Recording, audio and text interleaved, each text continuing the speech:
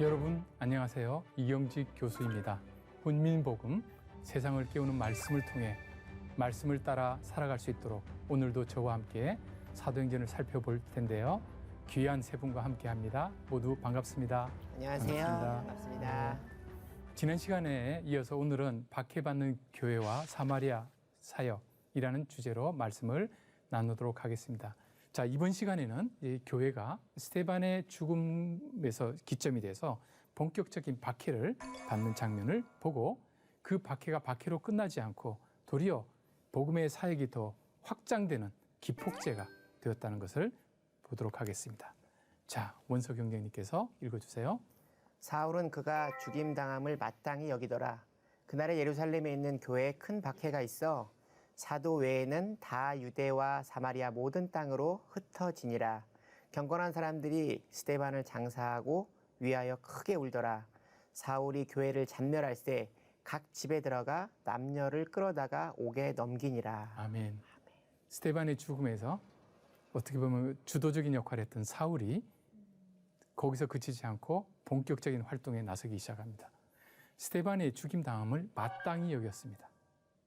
아마 사울은 자신을 이렇게 생각한 것 같아요. 구약에 보면 비느하스라는 사람이 이스라엘 진영 안에서 불경건한 일이 벌어지니까 창으로 그 사람들을 찔러 죽이는 일이 발생합니다. 그랬더니 이스라엘 안에 죄가 제거되고 이스라엘 공동체가 거룩하게 회복되는 일이 있었습니다. 아마도 사울은 자기를 구약의 비느하스와 같은 역할을 한다고 생각을 하는 것 같아요. 그래서 이 역병과 같은 존재로 이 그리스도인들을 생각하고 스데반을 제거하고 스데반을 제거하는데 멈추지 않고 모든 그리스도인들을 죽여야겠다고 생각을 했습니다. 그래서 자기의 잘못된 생각을 가지면 열정이 다른 방향으로 가는 것을 우리가 알 수 있죠. 그래서 그날에 예루살렘에 있는 교회에 큰 박해가 있었습니다. 그냥 박해가 아니라 대대적인 박해요.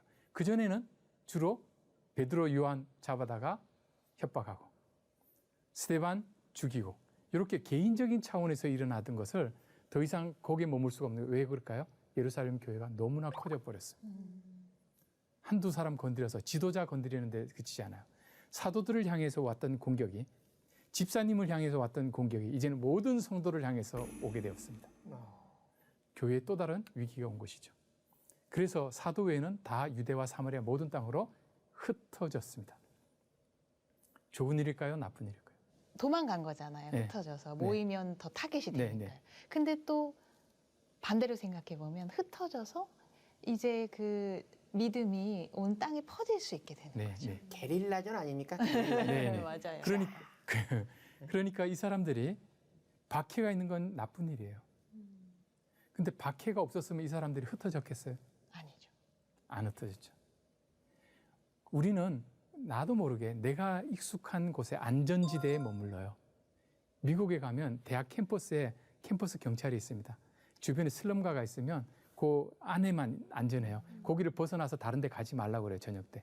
이걸 세이프티 존이라고 부릅니다. 안전지대를 벗어나지 말라고 교육을 받아요. 우리도 알게 모르게 우리가 있는 안전지대가 있어요. 이 사람들은 예루살렘이었어요. 근데 박해가 심하게 일어나니까 나갈 수밖에 없는 거예요. 쫓겨나갈 수밖에 없었어요.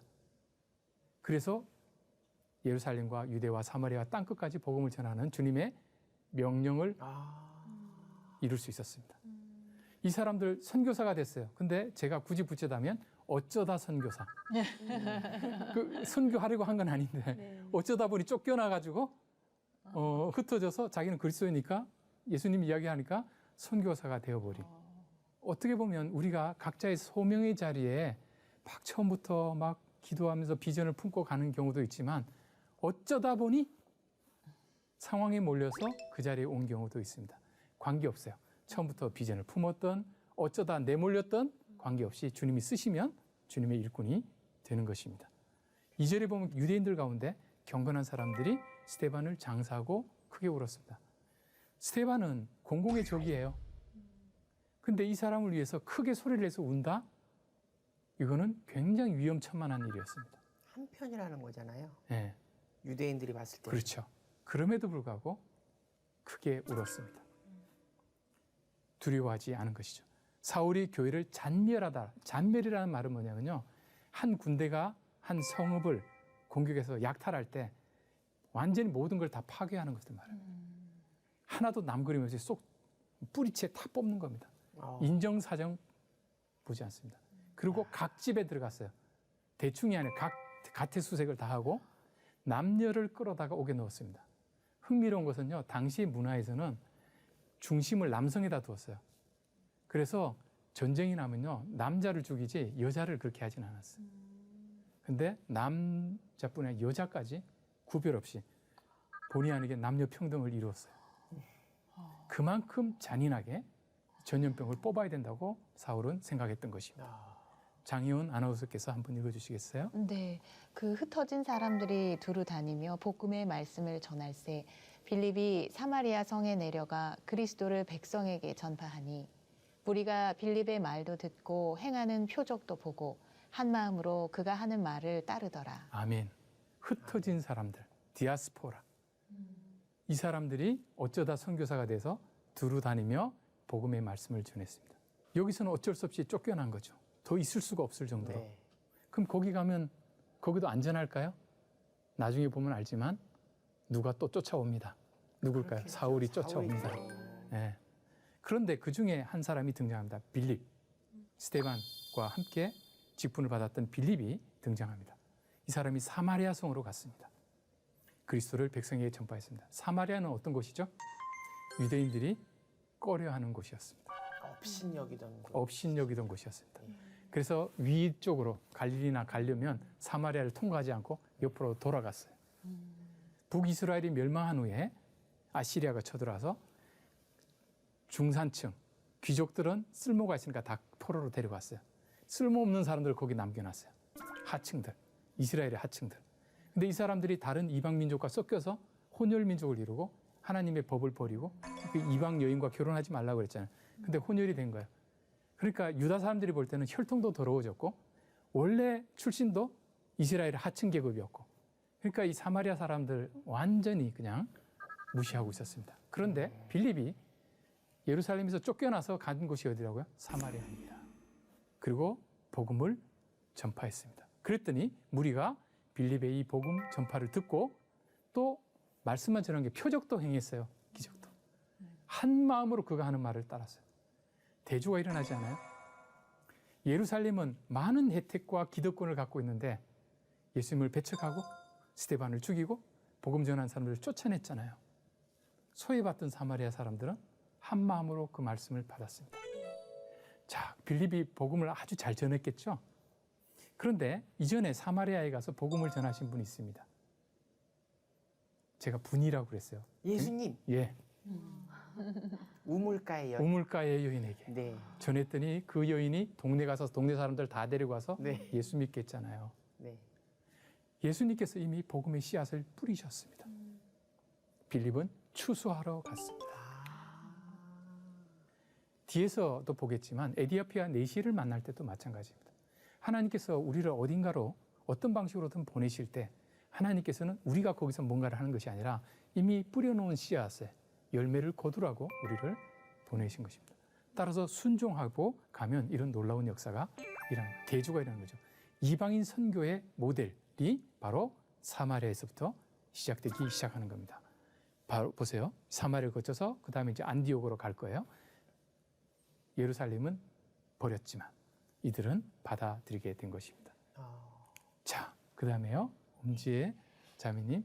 많은 사람에게 붙었던 더러운 귀신들이 크게 소리 지르며 나가고 또 많은 중풍병자와 못 걷는 사람이 나으니 그 성에 큰 기쁨이 있더라.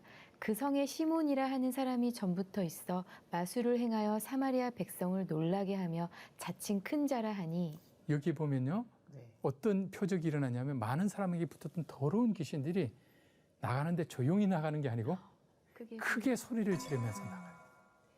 그리고 중풍병자 많은 사람, 못 걷는 사람 하니까 누가 생각나요? 베드로와 요한이 생각나죠. 네. 성전 미문 앞에 있던 사람. 거지. 예, 일으켜 세웠잖아요. 네. 그렇죠? 동일한 역사가 예루살렘에서뿐 아니라 성전 미문 앞에서뿐 아니라 사마리아 성에서도 일어나요. 놀라운 역사. 말씀의 능력이 나타나요. 그 성에 큰 기쁨이 있더라. 와. 우리의 삶에 어떤 큰 슬픔, 큰 고통이 찾아왔을 때 거기에 머물러 있으면 안 됩니다. 그 큰 눈물의 골짜기 때문에 큰 기쁨이 있는 날이 오는 것입니다. 그것을 지나가야 십자가를 통해서 부활의 영광에 이르듯이, 그렇죠? 낮아지심을 통해서 예수 그리스도께서 높아지신 것처럼 마찬가지로 그 슬픔이 밑거름이 되어서 큰 기쁨을 이루는 것입니다. 눈물을 흘리며 씨를 뿌리는 자는 기쁨으로 단을 거두겠죠. 이 역사가 일어난 것입니다. 그런데 9절에 보면 그 성에 시몬이라는 사람이 있습니다. 이 사람을 소개하는데 이전부터 여기 터줏대감으로 있으면서 마술을 행해서 사마리아 사람들을 놀라게 하고 스스로 나는 큰 자다라고 하는 약간 느낌이. 예, 이렇게 느낌이. 네네. 근데 여기서 마술이라고 할 때 이게 마기라고 그러는데 매직이라는 말. 이 마술을 행한다라고 하면 오늘날 뭐 수리수리 마술이뿐만 아니라 동방박사처럼 천문학을 한다든지 과학자들, 화학자들 이런 사람들까지 포함하는 사람들이에요. 그러니까 뭔가 이렇게 이렇게 좀 불꽃놀이도 하고 뭐 어떤 식으로든 뭐 했겠죠. 그래서 기본적으로 사람들을 놀라게 해요. 놀라게 한 목적이 뭐냐면 자기가 크게 되기 위해서. 앞에서도 놀라는 일이 벌어지죠. 빌립의 전도 사역을 통해서 네네. 귀신들이 나가고 중풍병자 못 걷는 사람 네. 다 낫고 그렇죠. 기쁨이 있죠. 네. 이건 빌립이 높아지려는 게 아니에요. 예수님이 높아지고 그들에게 기쁨을 주기 위해서. 시몬은 자기가 기쁨을 얻기 위해서. 이기적인 목적으로 이 일들을 하고 있었습니다. 자, 10절부터 읽을까요? 낮은 사람부터 높은 사람까지 다 따르며 이르되 이 사람은 크다 일컫는 하나님의 능력이라 하더라. 오랫동안 그 마술에 놀랐으므로 그들이 따르더니 빌립이 하나님 나라와 및 예수 그리스도의 이름에 관하여 전도함을 그들이 믿고 남녀가 다 세례를 받으니. 낮은 사람부터요, 높은 사람까지. 우리로 말하는 남녀노소 모든 사마리아에 있는 사람들은 이 시몬의 팬이에요. 열성 팬이에요. 다 따르는 거예요. 그리고 자기를 크다고 했잖아요. 사람들이 뭐라고 하면 하나님의 능력이라고 그랬어요. 하나님의 능력과요, 하나님의 능력을 가진 사람은 좀 달라요. 하나님의 능력을 가진 사람은요, 하나님의 능력이 떠날 수도 있겠죠. 근데 하나님의 능력 자체라고 말하면 떠나지 않는 거죠. 그러니까 그냥 하나님의 능력을 가진 사람만 해도 높이는데 하나님의 능력 자체라고 하는 이 사람을 얼마나 높였는지 그 신적 존재인 거예요. 그리고 오랫동안 그 마술에 놀래서 그들이 따랐습니다. 그러니까 이 사마리아의 이 영적인 지도자는 시몬이었어요. 그런데 시몬에게 나쁜 소식이 생겼어요. 빌립이 등장했어요. 경쟁자가 나왔어요. 그것도 어쩌다 선교사. 하나님 나라와 예수 그리스도 이름에 관하여 전도함을 전도했더니 시몬을 따르던 아이들이 예수님을 믿은 거예요. 다 세례를 받는 거예요. 자, 이 배신감 어찌하겠어요? 제가 잘은 모르지만 연예인들이 무대에서는 환호하는데 무대 뒤에 쓸쓸함을 노래하는, 예? 텅 빈 뭐 무대는 뭐 이런 그 노래도 있더라고 예전에 보니까. 팬클럽이 그렇게 많은데 갑자기 이 팬클럽이 다 저쪽으로 가고 나는 홀로 있어요. 어떤 느낌일까요? 허탈해요. 저쪽에 가서 악플을 달겠죠? 예. 13절 읽어주시겠어요? 시몬도 믿고 세례를 받은 후에 전심으로 빌립을 따라다니며 그 나타나는 표적과 큰 능력을 보고 놀라니라. 예루살렘에 있는 사도들이 사마리아도 하나님의 말씀을 받았다 함을 듣고 베드로와 요한을 보내매 그들이 내려가서 그들을 위하여 성령 받기를 기도하니. 그런데 놀랍게도 악플을 달지 않고 믿어요. 시몬도요? 시몬도 믿었어요. 그러면 이 능력이 얼마나 강력하게 나타나는지 알겠죠. 네. 자기가 가장 높은 자, 하나님의 능력이라고 불리던 사람이 진짜 하나님의 능력을 보고 믿은 거예요. 세례까지 받았어요. 시몬은 스스로 알았을 거예요. 내가 아니라는 걸. 그렇죠. 빨리 두 손 들어야겠다. 그리고 빌립을 따라다니는데 전심으로 따라다녀요. 따라다니는 게 제자잖아요. 네. 열심히 따라다니고 나타나는 표적과 큰 능력을 보고 놀랐습니다. 근데 말씀을 듣고 은혜 받았다는 이야기는 없어요. 표적과 큰 능력을 보고 놀라요. 뒤에 보면 알겠지만 왜 따라다녔겠어요? 나보다 더 센 사람이 나타난 거예요. 그러면 벤치마킹에서 내가 다시 한번 뜰 거야. 이런 마음이 있지 않았을까요? 14절에 예루살렘에 있는 사도들이 사마리아도 하나님의 말씀을 받았다 함을 들었어요. 아니 지금 핍박 때문에 할 수 없이 피신하라고 했더니 가서 복음 전도해서 사마리아도? 이게 어떤 느낌이 들어요? 아니, 사도들이 좀 놀란 거 느껴지지 않으세요? 그리고 그런 생각도 들어요.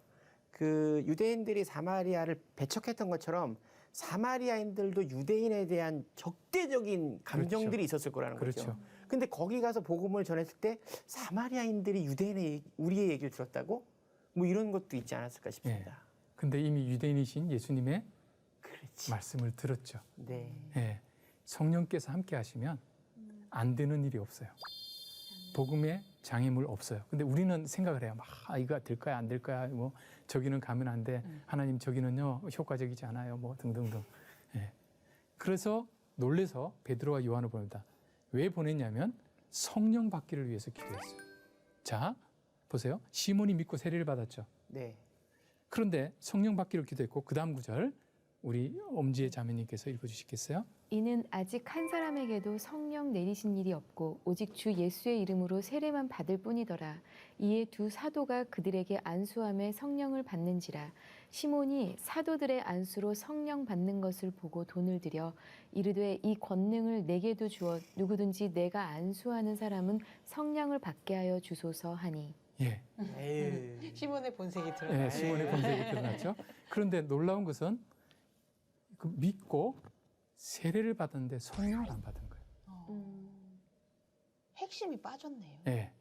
그러니까 이 믿은 것이 어떻게 된 거냐는 거죠. 그래서 시몬이 제대로 믿었나 믿지 않았느냐에 대해서 의견이 엇갈립니다. 네.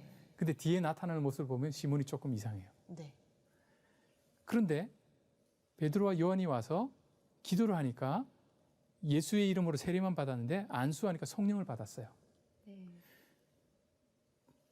그리고 이제 성령을 받으면 성령의 열매 능력들이 나타나기 시작하겠죠. 그런데 시몬이 성령을 못 받았어요. 그러니까 자기도 받고 싶은 거예요. 그리고 받는데 그치지 않고 이걸 자기도 주고 싶은 거죠. 이렇게 손 얹으면 네. 그렇죠? 아까 표적 이것만 봐도 저걸 잘 벤치마킹 해가지고 내가 어떻게 해봐야지 라고 했는데 갑자기 짠! 베드로하고 요한이 오더니 안수를 하니까 막 성령 받고 뭐 불 받은 거예요. 아, 그럼 나도 이걸 주는 능력을 하면 이런 생각이 든 거죠. 그래서 돈으로 살려고 했어요. 성령은 뭐죠? 선물이에요. 값없이 주시는 선물이에요. 값으로 칠 수가 없는 선물이에요. 그런데 시몬은 돈으로 구입할 수 있다고 생각을 했어요. 자, 성령님은 인격이십니다.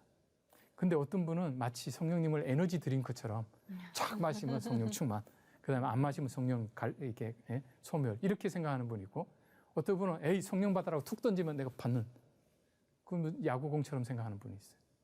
그렇지 않아요. 성령은 하나님이십니다. 인격이십니다. 우리에게 선물로 오시는 분이십니다. 그렇죠. 우리가 기도할 때 성령님께서 그 사람에게 찾아오시는 거죠. 문을 두드리면 우리가 문을 열면 되는 것이죠. 그런데 이 사람은 마치 무슨 상품 확보해가지고 이렇게 주는 그래서 사도들에게 로얄티를 지불할 테니까 내가 이걸 할 수 있게 해달라고 이야기를 했습니다. 자, 베드로의 대답이 나옵니다. 베드로가 이르되 네가 하나님의 선물을 돈 주고 살 줄로 생각하였으니 네 은과 네가 함께 망할지어다. 하나님 앞에서 네 마음이 바르지 못하니 이 도에는 네가 관계도 없고 분깃될 것도 없느니라. 그러므로 너의 이 악함을 회개하고 주께 기도하라. 혹 마음에 품은 것을 사하여 주시리라. 뭐라고 했어요? 하나님의 선물이라고 말했어요. 돈 주고 살 수 없어요. 우리가 돈 주고 살 수 있는 것이 아니에요. 내 은과 함께 망할지어다. 시몬의 이기적인 욕심이 드러난 거죠. 자기는 여기서 굉장히 주도적으로 했는데 자기보다 더 센 마술을 가진 사람이 나타난 거예요. 그럼 배워서 자기가 극복해 보겠다. 근데 또 나타나서 성령을 안수해서 주니까 이것도 내가 하면 내가 더 높아지겠다. 지금 성령을 충만하도록 기도한 사도들의 목적은 자기들이 높아지는 것이 아니라 선물을 이방인들이 다 받을 수 있도록 하는데 사마리아 사람들이 거기에 목적이 있잖아요.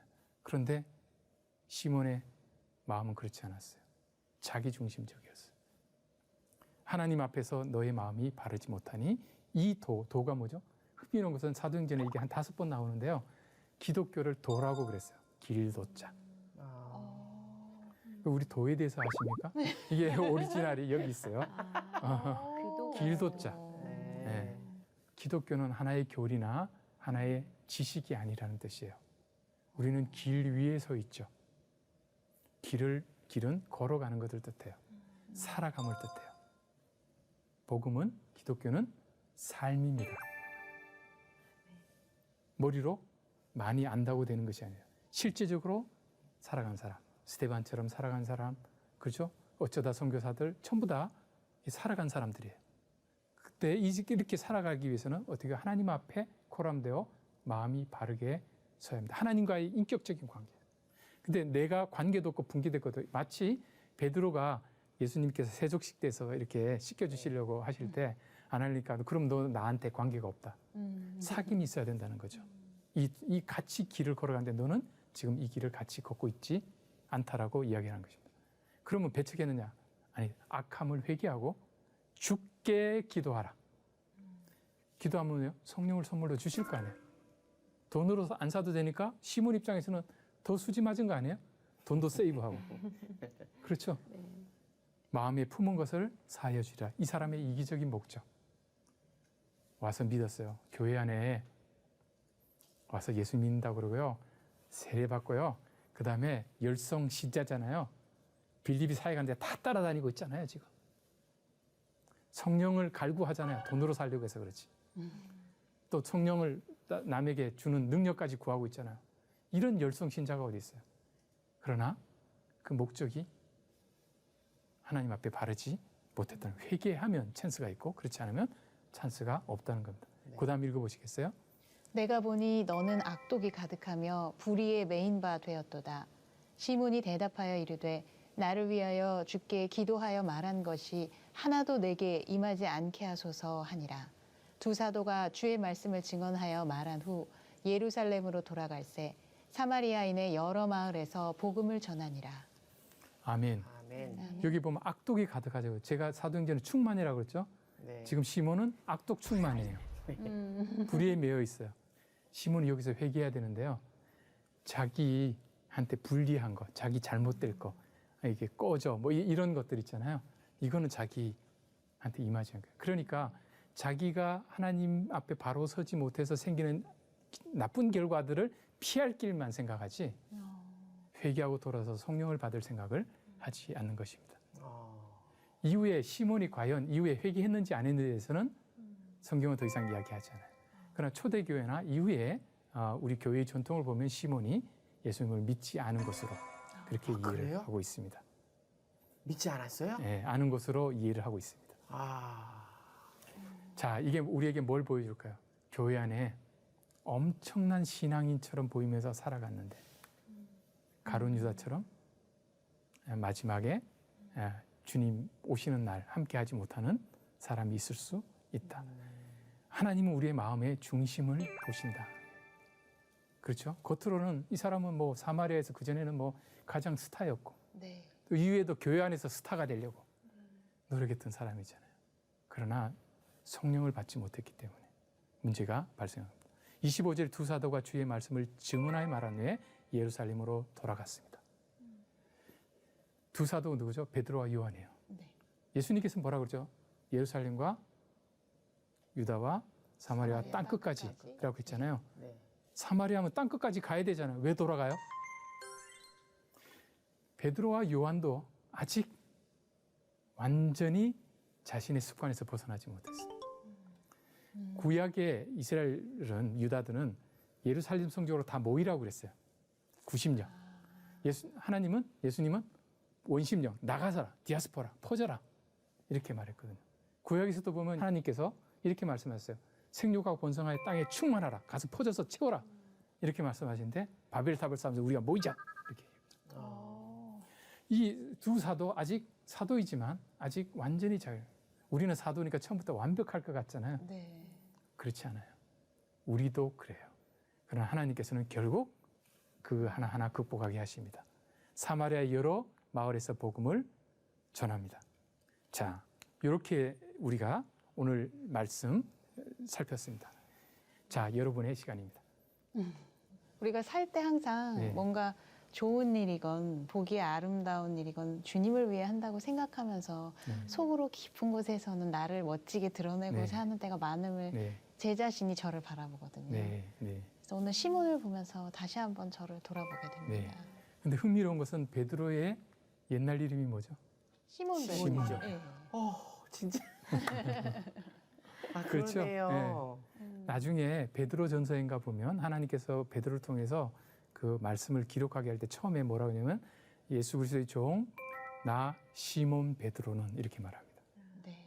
자기 부끄러운 부족했던 모습 이름 시몬을 끝까지 버리지 않고 있습니다.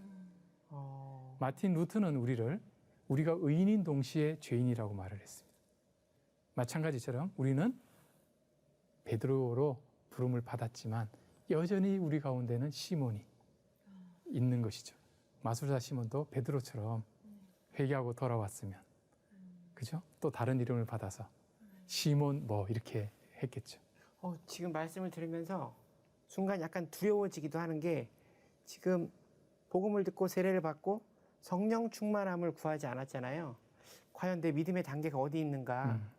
자칫 잘못하면 나도 시몬이 될 수 있겠구나. 네. 말씀 속에 시몬이 될 수 네. 있겠구나. 성령 충만함을 전심으로 하나님께 구하지 않고 지금 하나님의 사람들이 행하는 이적들을 보면 내가 너무 신기해하고 마치 지금 구경꾼처럼 있지 않나. 또는 구하지 않고 사람을 통하여 그것들을 구하려고 하지 않나 하는 굉장히 두려운 생각이 네. 또 저도 듭니다. 같은 생각을 예. 하고 있었거든요. 네. 그래서 내가 시몬이지 않았을까라는 생각도 하면서 회개를 오늘 가서 회개기도 네. 열심히 해야겠다라는 또 마음도 받았습니다. 네, 네. 그 시몬이 그 마음에 그죠? 그 하나님 말씀을 들었고 분명히 그렇죠. 그다음에 믿고 세례까지 받았는데 성령을 받지를 않았잖아요. 성령을 받지 않으면 어떤 일이 발생하냐면 하나님의 말씀을 들으면 머리에 지적으로만 들어와요. 학문으로 지식으로 들어와요. 근데 성령이 우리 안에 오면 그 말씀이 살아 움직이기 시작합니다. 그래서 그 길을 도라고 그랬죠. 길을 걸어갈 수가 있어요. 그런데 성령께서 오시지 않으면 어떤 일이 벌어지냐면 알아요. 그런데 구경만 해요. 마치 수영에다가 비교를 하면 헤엄치는 방법에 대해서 이론적으로 굉장히 많이 터득하면서 실제 물에 들어가지 않는 거예요. 성령 충만해야지만 물에 들어가서 헤엄치기 시작하는 겁니다. 네, 말씀을 통해 하나님의 뜻을 깨닫고 그 복음을 위하여 쓰임받는 우리 모두가 되기를 소망합니다. 함께해 주신 여러분 고맙습니다. 감사합니다. 감사합니다. 수고하셨습니다.